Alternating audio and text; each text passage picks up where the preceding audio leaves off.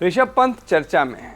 Oh sorry, इसमें नया क्या है, पंत तो चर्चा में बने ही रहते हैं, कभी पॉजिटिव तो कभी नेगेटिव कारणों से। हालांकि रेशियो देखेंगे तो पंत के चर्चा में रहने के ज़्यादातर कारण नेगेटिव ही होते हैं, कभी लापरवाह बैटिंग तो कभी विकेट के पीछे की चैंच है। लेकिन इस बात तो पंत बाउंड्री के बाहर की गई हरकत के चलते भयानक चर्चा में आ गए। 22 अप्रैल 2022 को दिल्ली और राजस्थान के बीच हुए मैच का 40वां ओवर देखने वालों को सब पता है। जिन्हें नहीं पता उन्हें रिमाइंड कराते हुए आगे बढ़ते हैं। हुआ ये कि दिल्ली की टीम 223 रन चेज कर रही थी। 18वां ओवर खत्म हुआ तो उन्हें बची हुई 12 गेंदों पर 36 रन चाहिए थे। यहाँ प्रसिद्ध कृष्णा ने विकेट मेडन फेंक दिया, यानी एक विकेट लिया और ओवर मेडन रहा। अब आया आखिरी ओवर।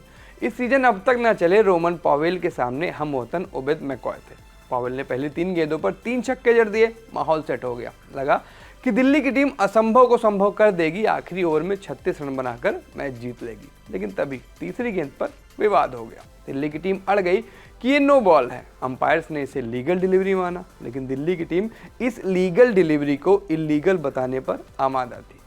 काफ़ी देर गर्मा गर्मी चली, बहसें हुई। ऋषभ पंत अपने बल्लेबाजों को वापस बुलाने लगे। इसमें उनका साथ दिया सीनियर पेसर शार्दुल ठाकुर ने। बात यही नहीं रुकी, टीम के सहायक कोच प्रवीण आमरे तो अंपायर से बहस करने मैदान पर चले आए। क्यों? क्योंकि ऋषभ पंत ने उनसे कहा कि या तो आप जाइए या फिर मैं जा रहा हूँ। बाद में आईपीएल ने प्रवीण आमरे और ऋषभ पंत पर 100% मैच फीस का जुर्माना लगाया। शार्दुल ठाकुर पर 50% मैच फीस का जुर्माना लगा।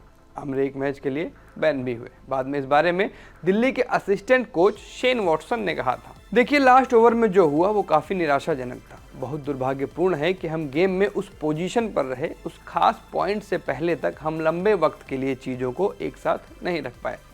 अंत में जो कुछ भी हुआ दिल्ली कैपिटल्स में, हम उसका समर्थन नहीं कर सकते। अंपायर का फैसला, फिर चाहे वो गलत हो या सही, हमें स्वीकारना होगा और किसी का भी पिच पर दौड़ना हम स्वीकार नहीं कर सकते। यह सही नहीं है। वॉटसन समेत ऑलमोस्ट पूरी दुनिया ने पंत को खूब खरी खोटी सुनाई। सबने कहा कि ऐसा नहीं करना चाहिए था। कई दिग्गजों ने खुले दिल से पंत को कोसा, जाने क्या कुछ कहा गया। ये हो गया पूरा मैटर। अब आते हैं उस पॉइंट पर जहां मेरे हिसाब से लोगों ने पंत के साथ गलत किया। बात साल 2019 की है, आईपीएल चल रहा था, 25 मार्च की तारीख थी।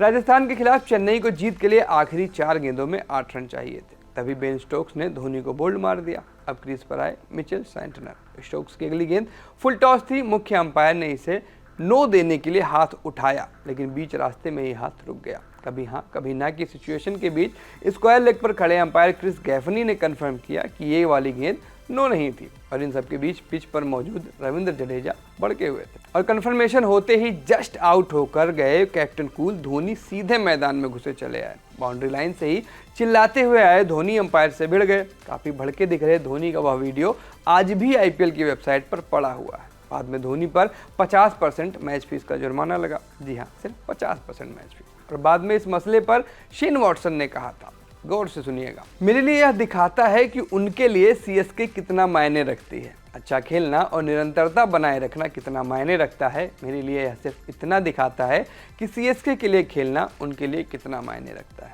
देखा आपने इस छोटी सी लाइन में, छोटे से तमाम बयान में कितनी बार मायने आया। किस तरीके से शेन वॉटसन ये दिखाना चाह रहे थे कि धोनी ने जो किया वो आउट ऑफ लव किया। अब आपको अंतर समझ में आया। धोनी ने जो कुछ किया वो प्रेम था। उसके लिए बीसीसीआई ने उन पर मिनिमम फाइन लगाया। ये चीज़ मैं आईपीएल का जो कोड ऑफ कंडक्ट है उसको पढ़ने के बाद बता रहा हूँ कि मिनिमम 50% का फाइन होता है ऐसे अपराधों पर।